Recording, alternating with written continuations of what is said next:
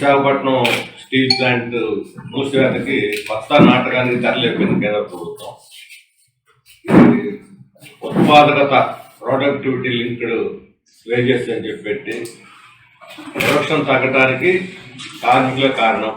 ఇప్పుడు మీ జీతాలు కట్ చేస్తాం, ఉంటే ఉండకపోతే పోండి చెప్పి దాన్ని సరివేసేదానికి కార్మికుల్ని అంటే నిప్పు పెట్టాలంటారు కదా, పొగ పెట్టడం సరివేయటానికి ఈ రకమైనటువంటి ఒక అమానుషమైనటువంటి పద్ధతిని, ఎక్కడా లేనటువంటి పద్ధతిని ఇప్పుడు తీసుకొచ్చి పెట్టారు. పెట్టుబడిదారులకేమో ఇన్సెంటివ్స్ ఇస్తున్నారు, కార్మికులకేమో ఉన్న జీతాలు కూడా కోత పెడుతున్నారు. దీనివల్ల విశాఖ ఫ్యాక్టరీ అభివృద్ధి కాదు, అది పరోక్షంగా దాన్ని మూసేయడానికి అవసరమైనటువంటి నాటకానికి వీళ్ళు తెరలేపారు.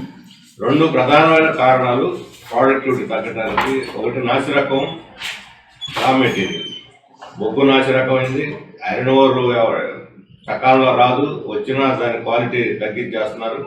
ఈ నాసిరకం రా మెటీరియల్ని సరఫరా చేయడంలో ఇంతా కూడా కేంద్రం మొత్తం దీని నిర్వహణ అంతా కూడా ఢిల్లీ నుంచి నడుస్తున్నది. సిఎండి కూడా అక్కడే ఉండి పనిచేస్తారు. పిఎంఓ నుంచే డైరెక్ట్ ఆదేశాలు వస్తాయి, దాని ప్రకారం నడుచుకుంటున్నారు. ఇక్కడ ఉండే వాళ్ళందరూ కూడా నిమిత్తం మాత్రం.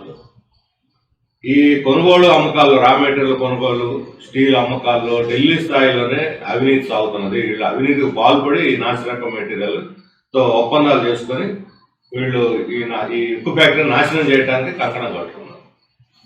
అందుకని అవినీతి మీద విచారణ జరిపి ఈ నాసిరకం రా మెటీరియల్ సరఫరా చేసేటువంటి ఢిల్లీ స్థాయి అధికారుల మీద చర్య తీసుకొని నాణ్యమైనటువంటి రా మెటీరియల్ని అట్లాగే సొంత గనుల్ని కేటాయిస్తే అప్పుడు మీరు పని చేయలేదు, సరిగ్గా ప్రొడక్షన్ తగ్గిపోతుంది మీ వల్ల అని చెప్పిన అనండి అప్పుడు కార్మికులు అంగీకరిస్తారు.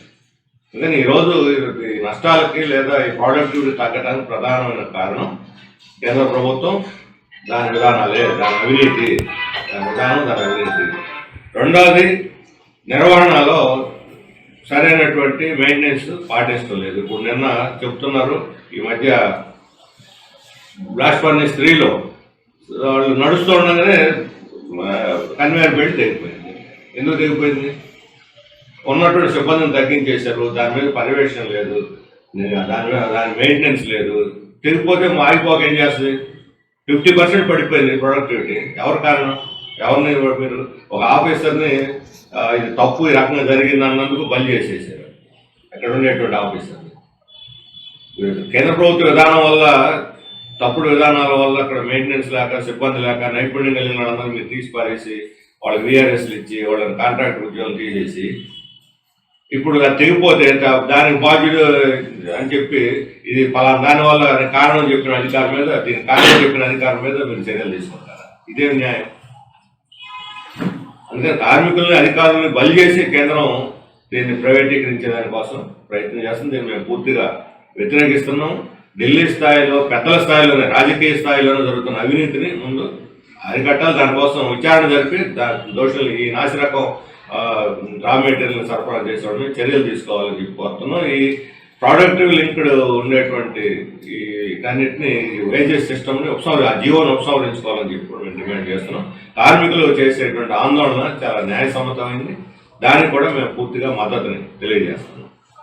మరిన్ని విశాఖ ఉక్కు ఆర్ఏఎన్ఎల్ వార్తల కోసం మన వైజాగ్ స్టీల్ ఫ్యామిలీ యూట్యూబ్ ఛానల్లో సబ్స్క్రైబ్ అవ్వండి.